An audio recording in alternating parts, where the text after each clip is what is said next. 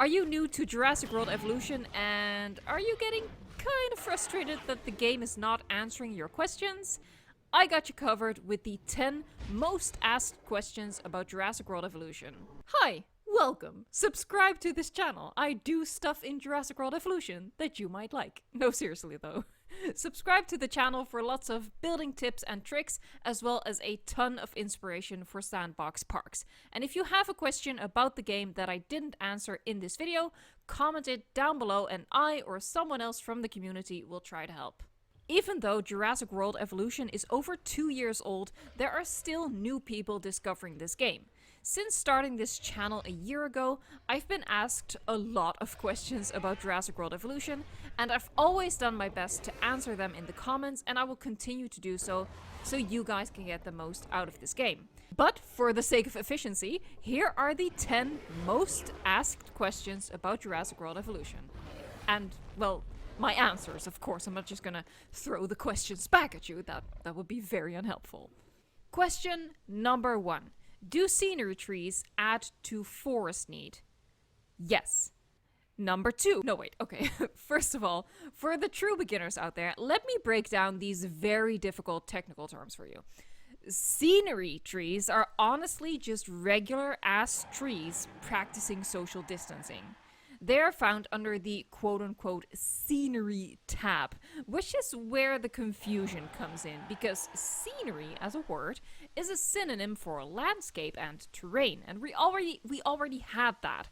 So people mistake scenery to mean some of the other synonyms like decor or furnishings and furniture, which, to put it bluntly, is all stuff a T-Rex doesn't need. So, you know, most people are very confused about what these trees actually do. But a rose by any other name still counts towards forest need. Forest need being an excuse for your dinosaurs to throw temper tantrums. Some dinosaurs are easy to please, others not so much. But at the end of the day, to a dinosaur, a tree is a tree. Question number 2. Does grassland need mean they actually need grass? No, which is completely counterintuitive. The dinosaur info tab clearly states that they require grassland. And if you search your options, you actually have 2 types of grassland, the terrain brush and the shrubbery brush. Both are called grassland. The logical thinkers out there will be like, ha!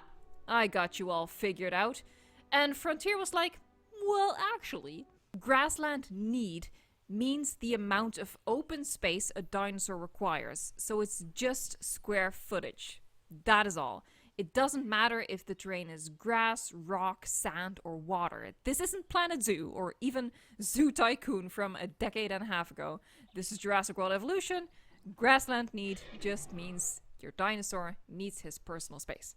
Meeting a dinosaur's habitat requirements is as simple as balancing the need for open space with the need for forest. And how your dinosaurs like that balance you can find in their dinosaur info tab. Question number 3. Which dinosaurs can live together? Now, I will be answering this question in terms of campaign because, as I'll explain a little bit later on, in Sandbox, everyone can be together happily. In campaign, it's a different story, and it's a little bit complicated, but, you know, we're gonna start off easy. So, first and foremost, let me just say that all herbivore combinations are fine together. You can chuck as many different species in one exhibit as long as you meet the social requirements for the species and don't exceed the population limit. Side note, social requirement is the number of dinosaurs from the same species a dinosaur can stand. Population refers to the total number of animals in an exhibit, regardless of species. Another side note, the number of dinosaurs in an enclosure does not affect how big that enclosure needs to be. The same size exhibit that will make one dinosaur happy will make 20 dinosaurs happy. It makes no sense. Just go along with it and accept it. Meanwhile, my day is ruined when a second person steps on the elevator. So we've covered the herbivores. They are simple. Carnivores are a little more tricky. You have small carnivores and large carnivores in the game. Dinosaurs like the Metri, the Majunga, and the Spinoraptor are considered large.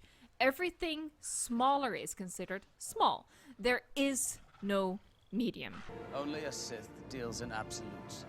Large carnivores can pair with small carnivores. However, the small carnivores will panic, so you may need to place an extra feeder and separate watering hole, or they will literally be scared to death eventually when they start to dehydrate and starve because they can't chill the fluff out. The exception to this rule are the raptors and the T-Rex, the T-Rex being a large carnivore and the raptors being a small carnivore. Based on the general rule, you'd think these two can go together, but no. As of the December 2019 update, the T-Rex will kill your raptors. Moving on, you can't pair two species of large carnivore or two species of small carnivore. It just won't happen. They'll fight, they'll kill each other. You'll have fun watching, but that's about it. All carnivores can be paired with sauropods since they are too big to be taken down. Also, the sauropods won't panic, so you don't have to worry about that. The exception to this, however, always an exception, is the Indominus Rex. He will eat Littlefoot's mom, Littlefoot's dad, Littlefoot's aunt, uncle. He'll eat the whole family. The Indominus can't cohabitate with anything. Small carnivores can be paired with armored herbivores and stegosaurids. The only carnivore that you can house with a hadrosaur or a small herbivore is a Compsognathus. Literally everything else will kill a hadrosaur or small herbivore. I am now on a watch list. Question number 4. Why don't I have all dinosaurs in Sandbox? Because you don't have 4 stars on all of your campaign islands. Frontier makes you work for your Sandbox privileges in Jurassic World Evolution. I guess it was in somebody's clause. I'll tell you the problem with the scientific power that you're using here. It didn't require any discipline to attain it. Dinosaurs and research items don't unlock in Sandbox until you've reached a 4-star rating on the campaign island where you would get those dinosaur species and research. It doesn't matter if you've gone through the steps of unlocking the dinosaurs and research during your campaign playthrough. To get things in Sandbox, you just need the 4 stars. So if you want to get to Sandbox really quickly, that's what you should focus on. If you have more questions about how Sandbox works in the game, with all of the settings you can play around with, I've already done an entire video about it, so you can check that out right here. Question number 5. Does visibility count towards rating? In campaign? No. In challenge mode, it depends on the era you are in. If you have the Return to Jurassic Park DLC, you can choose between the Jurassic Park era and the Jurassic World era. In the Jurassic World era, the percentage of visibility does not affect your facility rating. As long as some dinosaurs are visible to attract guests to your park and your clothes shop, you're Simon Masrani, basically, that you've done your job. In the Jurassic Park era, however, dinosaur visibility needs to be above 80% if you don't want your facility rating to plummet, which is an interesting challenge because in the Jurassic Park era, you actually only have one viewing attraction, namely the tour. Since the campaign is standard in Jurassic World era, it doesn't matter there. Question number 6. How do I get my rating up? As discussed, getting a good rating is pretty important if you are impatient to get to Sandbox. You want to get to the Promised Land and you want to get there as fast as possible. Your rating consists of dinosaur rating and facility rating. The former is easy, albeit time-consuming. You just need to pump out enough dinosaurs to get your rating up. By meeting variety and welfare standards, you'll avoid penalties on your dinosaur rating.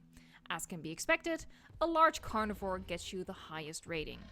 Facility rating might be a little bit trickier if you didn't plan your park out right. The golden rule is to ensure that your viewing attractions are close enough to your guest facilities for your lazy ass guests. If you go about building a park without keeping this in mind, you might place a viewing gallery down somewhere and leave no space for guest buildings. This will get you in trouble later on. Guests demand a very short walk from the attraction to the amenities. The main guest buildings are the restaurant, the clothes shop, the arcade, and restroom. These 4 buildings are enough to max out your facility rating. You might need multiples of each, but you don't actually need like the bowling alley or the fossil zone or whatever. You do, however, need hotels, which also need to be close to the 4 previously mentioned buildings. What I typically like to do is cluster everything in a hub so everything is close together for your guests. If you're ever unsure if you have enough amenities and if they are close enough to the attractions, check Management View under the tab and select which facet you want to check for. All buildings should light up blue. Yellow or red means that your rating is being dragged down. Now, here's a little top cheat for you. If a viewing gallery is in red in Management View for, let's say, drinks, but you don't have any space left to add a restaurant, which satisfies food and drink needs, simply deactivate the specific gallery. Guests will no longer be drawn to it, leaving them no excuse to complain about how far removed it is from the nearest restaurant. If you do have all the proper buildings nearby, but the attractions are still showing up in red in Management View, the guest buildings have probably reached max capacity, so you need to up the number of the staff so more guests can be attended to. Question number 7. How do I get my guest count to go up? Upping your guest count is a popular contract that the game asks you to fulfill quite a lot. It's honestly quite repetitive. If your guest count is stuck, you need to bring in more high-rated dinosaurs. Those attract more visitors to your park. And even though, as we discussed, overall visibility doesn't matter in the Jurassic World era, you do want your viewing attraction to show off some of your high-rated assets to bring in the guests. Finally, make sure you have capacity for more guests. If all of your hotels and guest facilities are at max capacity, you need to construct more so your park can welcome more guests.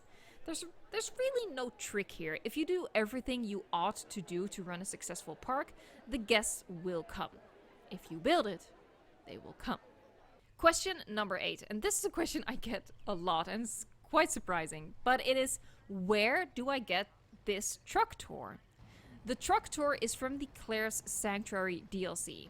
And for me, aside from the dinosaurs you get in that DLC, the truck tour is the main selling point for Claire's Sanctuary. Because the story campaign is kinda meh. But I'll be doing a ranking of all of the DLCs very soon, since I'm expecting there won't be any more to come. But if you like this truck tour, you should get Claire's Sanctuary. Question number 9. Where do you get inspiration for your parks? I personally get inspiration for my parks literally everywhere. Like watching a movie or spotting interesting architecture is just everything relates back to Jurassic World Evolution at some point or another. I have no life. If I'm ever at a loss for how to tackle a park, I like Googling for architecture, public parks, public squares, zoos, theme parks, or even just patterns. 2 of my over-the-top path designs were actually inspired by the tiles in my own hallway. Also, having played the game as much as I have, I know the tool very well, the tool being the game itself. So when I see something that inspires me, I can easily deconstruct it and figure out how I would implement it in a park with the available resources that the game provides. For example, I have a good understanding of how the path tool works and which techniques there are to use it to my benefit in recreating designs. This makes getting inspiration easier because pretty much everything I can see can be deconstructed into a path or full park design. So if you're struggling with the inspiration for the game, just play around with the game to get good at it, and you'll see it becomes easier to be creative with it.